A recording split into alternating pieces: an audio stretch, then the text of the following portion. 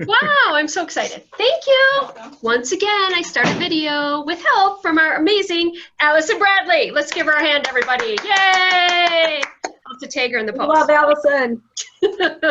One of these days I'll get this right. Okay, so, all right, I just want to welcome our listeners and our watchers. Again, if you've visited me in the past when I've interviewed great agents, my name is Kim Rogne, and this is really exciting today.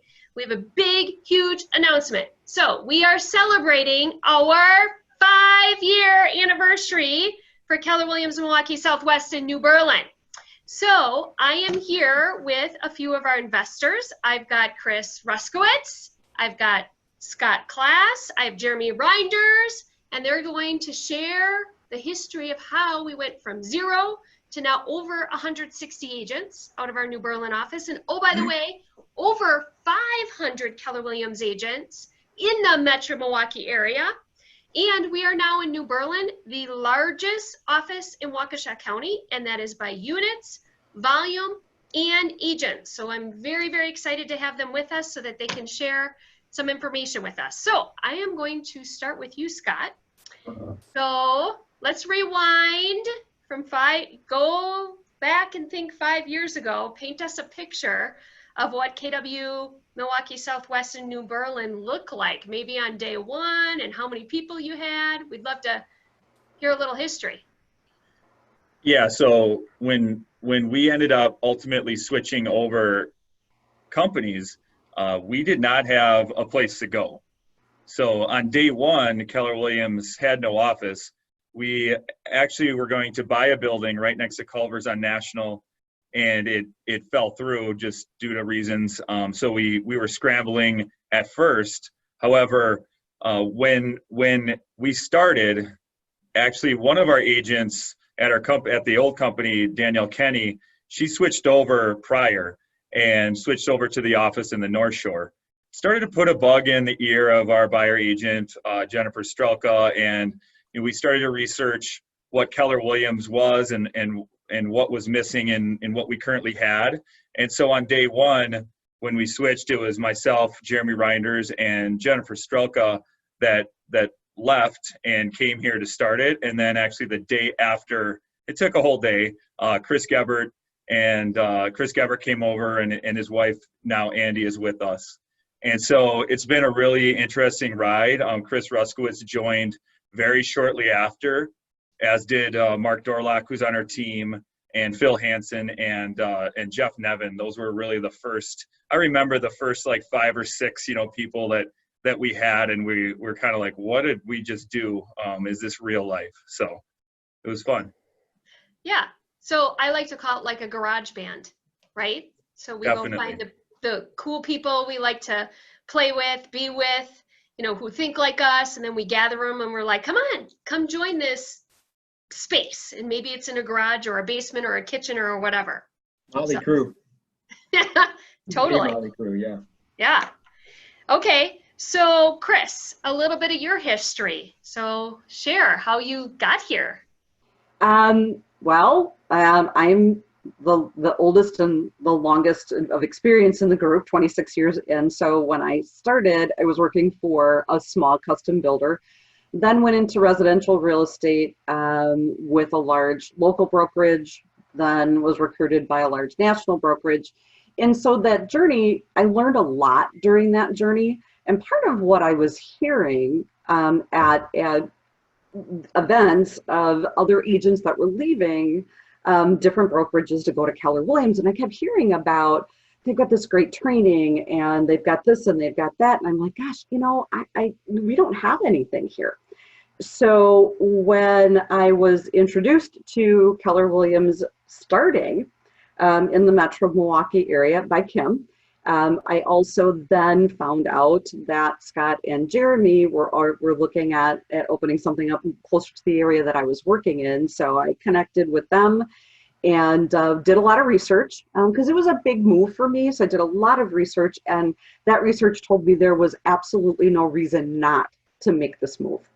And what happens in KW, and that happened to me, was shortly after joining, and we were in this kind of dark gray space, rented space, starting out, like you said, Kim, a garage band.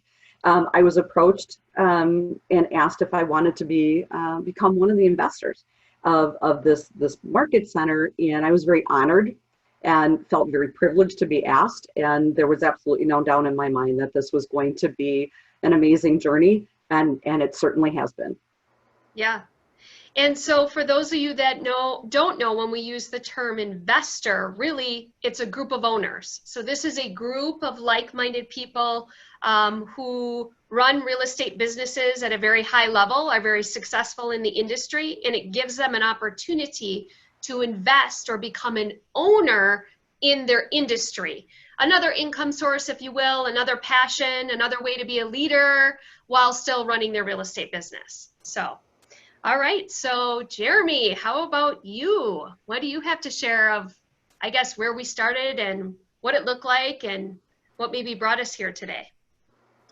All right, yeah, so, I mean, my story mimics Scott's a lot because we did that together when we left our prior company. We left on the same day. We did all that together. Going back before that, my exposure to KW was when I first got into real estate in 2009, I came across, we actually had CDs still back then. I actually had these CDs from a couple of agents that were doing coaching programs, or like you could buy CDs and learn from them and stuff. So I'd actually bought those and used to listen to them in my basement. I forget their names. It was Jay something. They're out of Oklahoma. And I think one of them was with a KW agent, one of them was with a different company, but they teamed up to do this coaching program. And so that was my first exposure to KW. I didn't think anything of it at the time. It was just a company they mentioned on the CD. So, and then later on, started to learn more about them. Other agents in the area exposed me to like the Millionaire Real Estate Agent book, and the concepts and mindset around that KW preaches. And Scott and I started to learn, after being an agent for 4, 5, 6 years, we started to want more, do more, own more. And we started exploring and found KW. And once we found that, it was, shortly after where we took off. It was probably about 6 to 9 months after we really started researching it and diving deep into it that we left and started this office with some of the other people. Yeah, that's amazing. So we've had quite a market shift, a whole lot going on right now. And so to be a business owner, as you are, you've got your real estate business that you own, you have an office that you own that has 160 agents, and as an owner of a brokerage, your clients are your agents. Those are your clients. So you own a business where you are part of that. And I guess, Chris, I'd love to just pick your brain or share a little bit about, have you ever experienced anything like we're experiencing now? And what were some of the decisions as an investor, as an owner, you guys made as a group to take care of your clients, your agents? Thanks for asking that question, Kim. I appreciate it. Experience something like this, having gone through a prior recession, kind of as an agent, not as an owner. And what we experienced in the beginning, nobody really knew what was going to happen. And so we, as a team of owners, got together and spent many, many hours talking about how do we support our agents?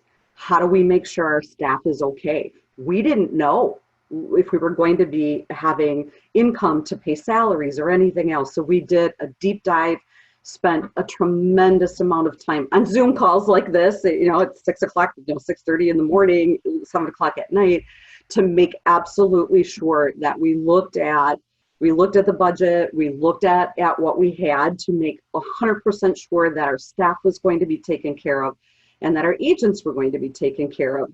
And one of the, a couple of things that we did, because we wanted to make sure that we were taking care of our people, because that's our culture. It's what we do. We actually eliminated office rent, and then we've reduced it to half of rental for office space, and we're still doing that today to help our agents. We made reductions in their monthly invoices and picked up some of their expenses so that they didn't have to have as big of a cash outlay in an uncertain time when they weren't sure how they were going to be able to, am I going to have enough business? Can I pay my mortgage? Can I feed my kids?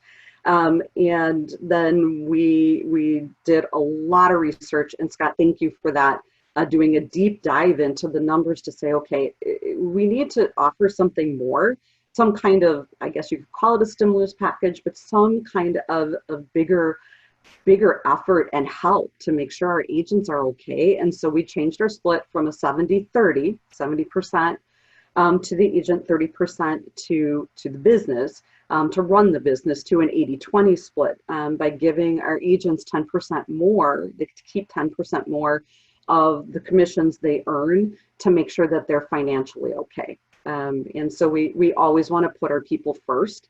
And we worked hard, and I'm very proud of our ownership team. We worked hard to make sure that our agents are all okay, that our staff is taken care of, and that, you know, we're very, very, very financially sound and happy to support everybody. Yeah, and you know, we all didn't know what was going to happen, and my mind went to, yes, real estate is an essential business, but are our agents' spouses or partners an essential business? And so that's the other thing, is we didn't know what was happening in the home front. We know what's happening in real estate, and it turned out, you know, we have a pretty good market right now, but that was a huge decision to make. Go ahead, Scott. You want to add to that? For a couple of days, we didn't even know if we were essential. So yeah, during that time, we had to prepare for not having any homes sold for, you know, 2, 3, 4, 5, 6 months, because some states did shut down. So some states shut down their pending transactions. So we had no idea. We had to, I mean, we put hours and hours and hours into that. So it was definitely a challenging time for a newer business, to say the least. Right. And we learned a lot, and we worked together, and that's huge. I mean, we all of us did what it took to make sure that everybody was going to be okay. Yeah, that's so true. All right, so I see there's some people joining us, and so I am here with the investors, the owners of the Keller Williams Milwaukee Southwest office in New Berlin. We are celebrating our 5-year anniversary. So I have Scott Klaas and Jeremy Rynders, Chris Ruszkiewicz here, and we're interviewing them, along with our other investors, Maureen, Rick, and Charlie Stale, who have hired me as the team leader to lead this ship. So it's been pretty amazing, and can't wait to see where we go from here. So Scott, as the visionary, share a little bit about, I guess, where you see this office growing to and what your vision is. Yeah, perfect. So what I mentioned is we, you know, obviously started with 3. We have over 160 agents right now. And part of that is we're opening up an office, a market center in the near future in the Germantown area. So some of those agents that are further north, they get to try this all on the reduplicate or duplicate what we did and do that for themselves. And so originally, what has attracted us to come here, and I'll never forget, at the time before I switched, we were busier than ever. I had about 20 deals under contract. We didn't have an assistant. And so I was working 12 to 16-hour days, and I would sometimes drive and text and eat maybe at the same time, you know, because I had to. If I wasn't on an appointment, I was on the phone or an email, and it was causing me burnout. And I almost left the industry because it was so bad. And I just remember thinking, if I broke my leg or if I had to take some time off, this would all come crumbling down. And so the answers around that were, well, how do we create a business around real estate instead of just being reactive to what everyone's doing? And there wasn't really anything local that was offering that. So we did the research of the national company, which Keller Williams is actually the biggest company in the world and the country. And we, along with the Stales, brought it to the Milwaukee area. And so really, we're looking at attracting people that value what we value. Have you been stuck in real estate? Are you continuing to hit the same number year after year? Do you want to potentially learn the systems and the models to leverage, whether it's your time or whether it's other people? You know, what are your ultimate goals? Where do you want to end up? We're not here to tell you what that should be, but we're here to ask you where you want to be and then design that plan to get you there. So I know there's a lot of us out there, and changing and doing something as big as switching companies is a big decision, and there's a lot of fear behind it. However, the vision of this is to get at least 200 like-minded individuals that want to come learn the business of real estate, learn the models and the tools and the systems to get you there.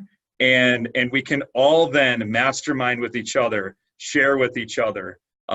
It's one thing to be good in real estate and then keep everything under your jacket because you don't want that other person to sell a house.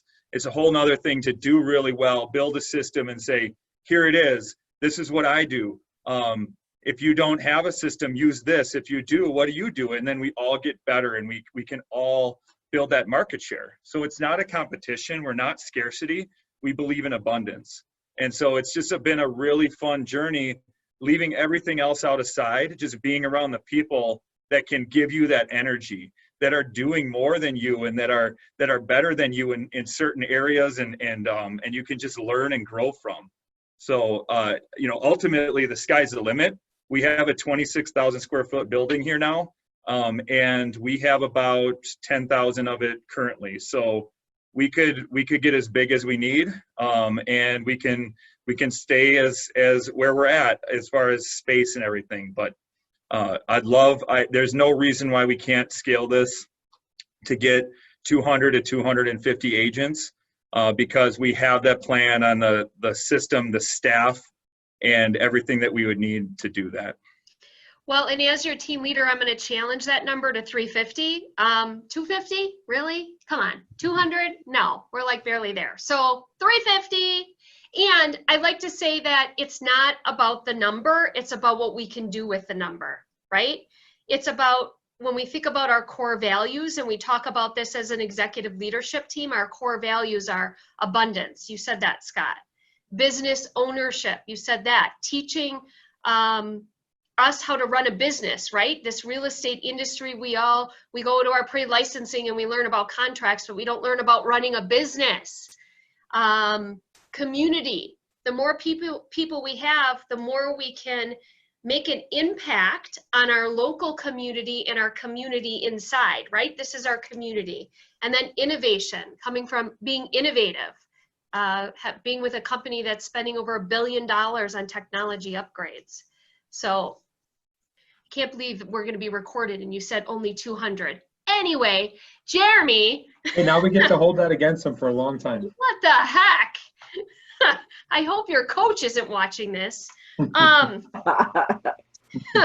right, so there seems to be some myths, some misconceptions, I don't know, whatever you want to call them, about Keller Williams out there. We all hear these weird things. So share with me, I guess, who wants to start? Chris, have you heard any myths, or when you talk to other agents, they say these weird things that we do here? There's a lot of things that they say, that they do believe that are not true. One of the things that we heard, especially in the beginning, and we still hear now, is that there is profit share paid and that it's a pyramid scheme, which is not the case at all.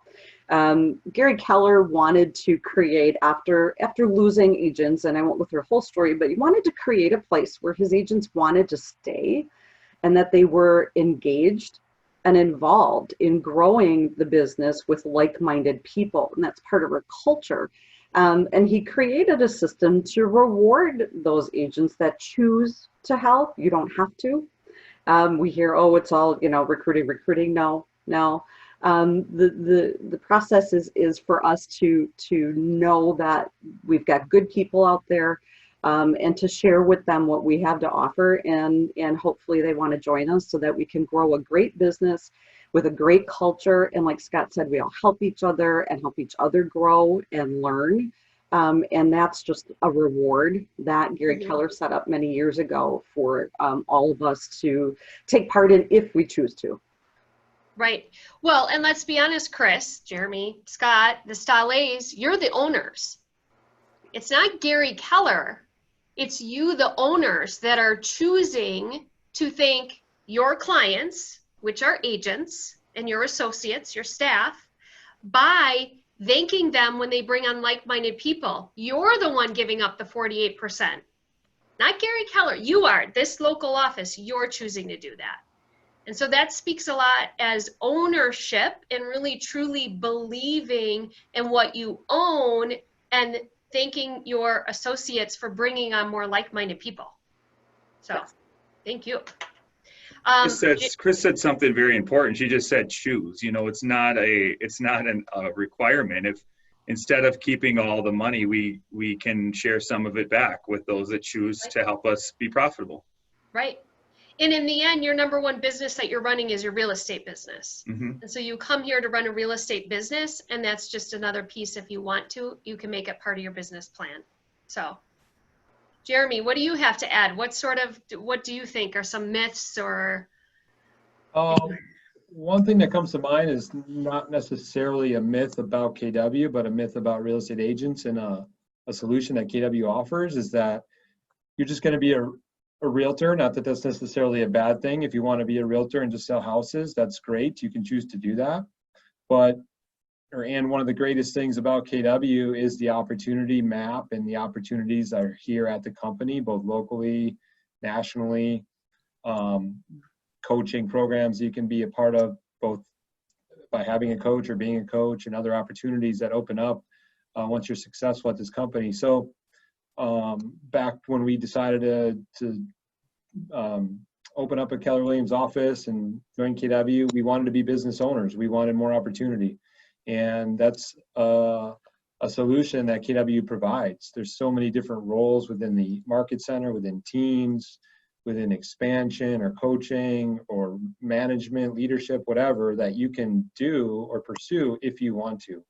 Mm-hmm. So one myth that when I got into the business, I remember distinctly, I was sitting in an interview. I had like the world's worst cold at the time, like just dripping and like sneezing, blowing my nose. They call that COVID now today, just so you know. That wouldn't be allowed. Maybe I had it in 2009, but like I was sitting there like, oh my God, is this guy gonna like actually hire me? I mean, little did I know like they were gonna hire me no matter what. But like all I wanted to do is sell like 2 houses a month. I wanted to make the same amount of money I had at my hotel job. And if I could do that, like I was gravy. I was like, good, okay, I can sell houses and support my family, make like $45,000 a year is what I was making at the time. And that was like my only goal. I just wanted to do that. And little did I know there's so much more opportunity than that. But that's a solution that Keller Williams provides, I think, to people that want more than just to sell another house every week or month. Yeah, I love that. How about you, Scott? Anything to add on that? Those are big ones. I think that, you know, there's just we're newer to our area. And so there's kind of a misconception that I think that we wouldn't last, or that we don't have the experience. However, we've gotten many, many great seasoned agents that have had, decades of years of experience, that have chosen to hang their hat at KW. And we also have a full-time compliance broker in Cindy Kuss that manages all our transactions. And we're every single week we're bringing the latest and greatest in that, and training, and just to keep us at the cutting edge of everything. Yeah, that's so good. Okay, so to have a little bit of fun, so we have these things that are called Kellerisms. I don't even think that's a real word in the dictionary.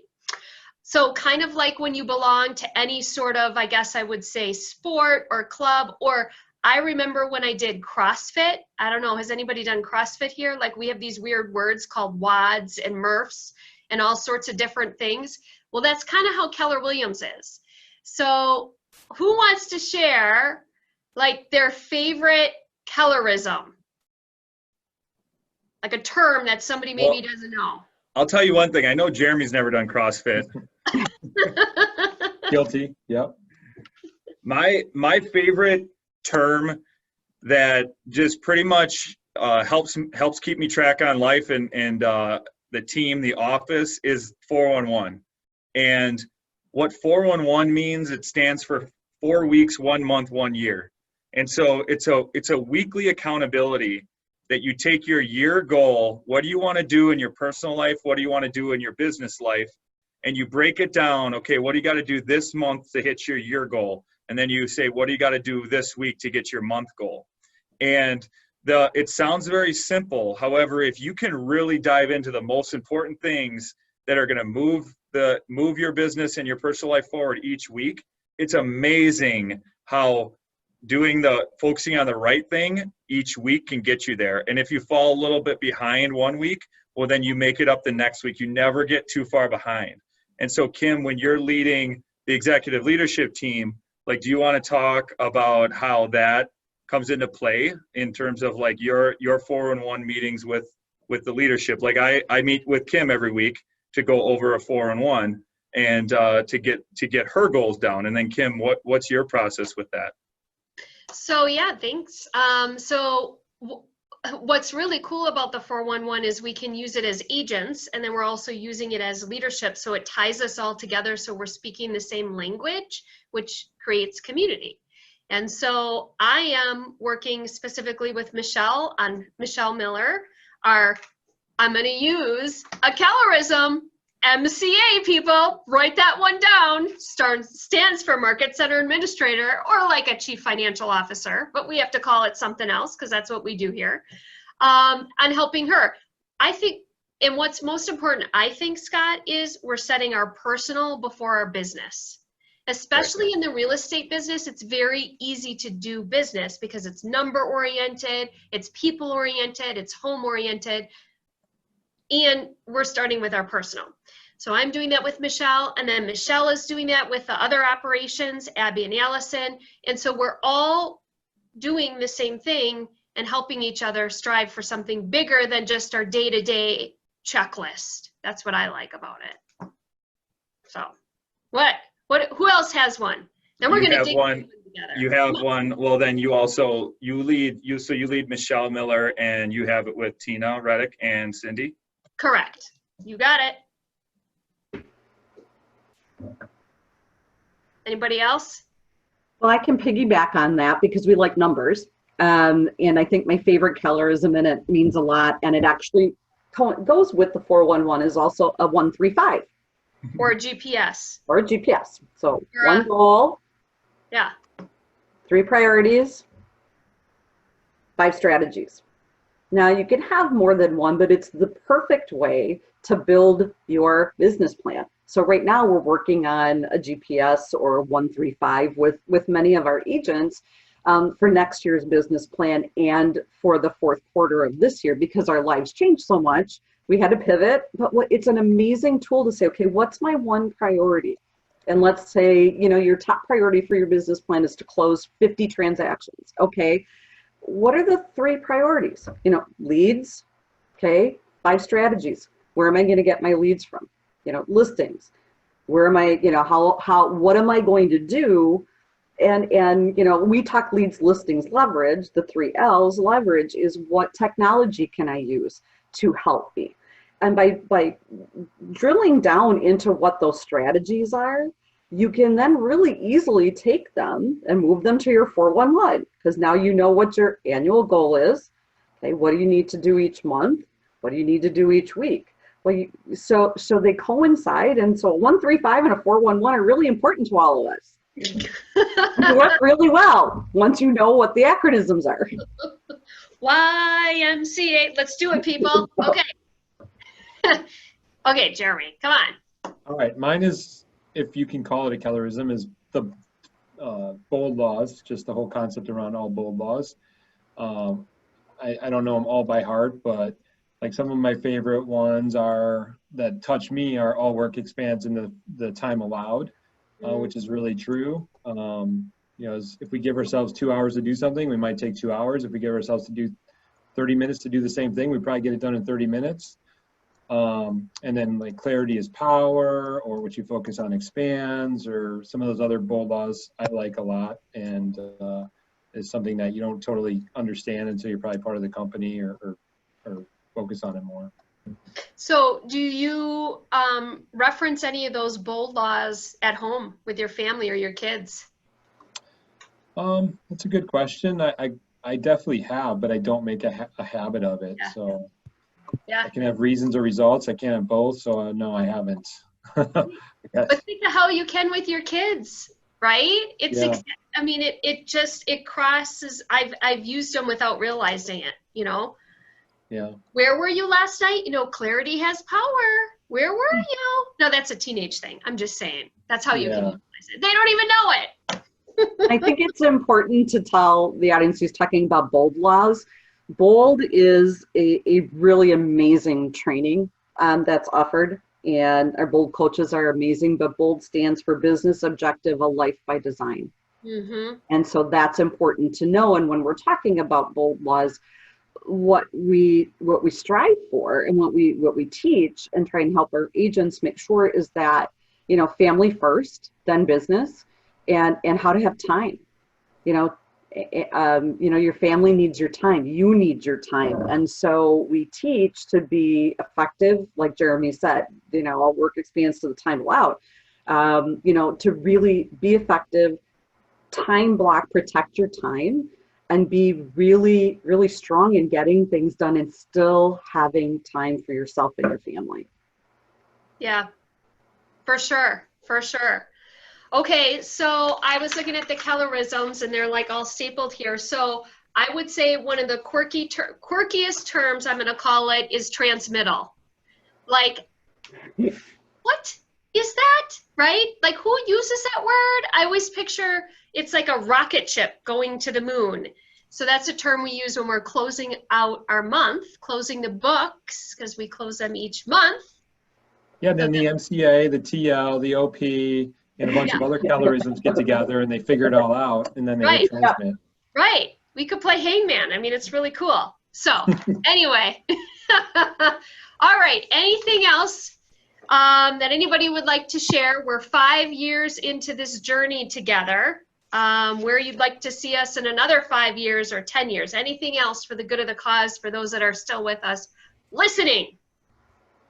The one thing that I always come back to, and Gary Keller says it almost every time he's on stage, is he says, you can be anywhere you want to be in 5 years. And that people severely underestimate where they can be in 5 years and overestimate where they can be in one. And so now that we're 5 years in, you know, we've made some mistakes along the way. We've stumbled. We haven't always done everything right. However, to go from where we started to where we are now, along with our joint partnership with Nightberry in a title company and the business or the building, and looking to do this in Germantown all over again, it is very true that you can be anywhere you want to be in 5 years. So we want to ask you that. We want you to take some time. Where do you want to be in 5 years? And let's find a plan. Let's build a plan around it. So it's very cool to see that 5 year mark and how much can actually be done in that time. I agree. Anybody else? Yeah, I just want to add one quick thing. I think that for me, I also want to say thank you. Not just to Scott and Jeremy and everything we have gone through, but especially to the Stellies. You know, they started the Keller Williams office in Whitefish Bay and are still a part of our team, and they've been there to help us along the way. And I'm grateful to be an owner of a market center. Grateful to be part of Keller Williams, and grateful to them for getting us all started. Yeah. For being the pioneers and making the real mistakes when no one knew anything. At least we got to learn from them and model a lot after them, thankfully, because who knows where we would be. Right. So that's, I mean, but it's business, it's duplicatable, and you try to learn from others so you can avoid some things and just, do what you can. So that's a very good point. Yeah, for sure. Anything else? Jeremy? I'll just piggyback off of Scott's comment. I mean, it's 10 years ago that basically him and I got into real estate. So I was broke 10 years ago, just got into real estate, had no business, had a 6-month-old, sold a house to move into an apartment. And, now here we are, we own this office, we own the building, own a lot of other stuff and just come a long way. So in just 10 years, it's amazing what can be done. So the 2 of those 5-year periods on top of each other. So it really is true. Yeah, for sure. All right. Well, I want to thank you for your time, and I want to thank you. It's truly a pleasure being the team leader of the office that you own and leading our amazing executive leadership team. And I cannot wait until we get to 350 agents. So 300, Scott, But 300. to get to 350, we have to get to 200. So Scott's right in a way. oh, yes. And so we can change more lives, because truly that's what it's about. It's about changing the lives of our agents, changing so that they can change the lives of their buyers and sellers, and so we can coach them so that they can change their lives, not just in their business, but personally. And that's really why we're doing what we do. So And what's a great bold law for that, Kim? what? What's a great bold law for that, for what you just said? What we focus on expands? I was thinking more a life by design, not by default, but both of them, yeah. I like that one. I like it. So, all right. Very good. We're off. Thanks, guys. Awesome. Thank you, Kim. Thank Thank you you. so much, Kim. Thanks, Bye. Jen. You're awesome. Appreciate you.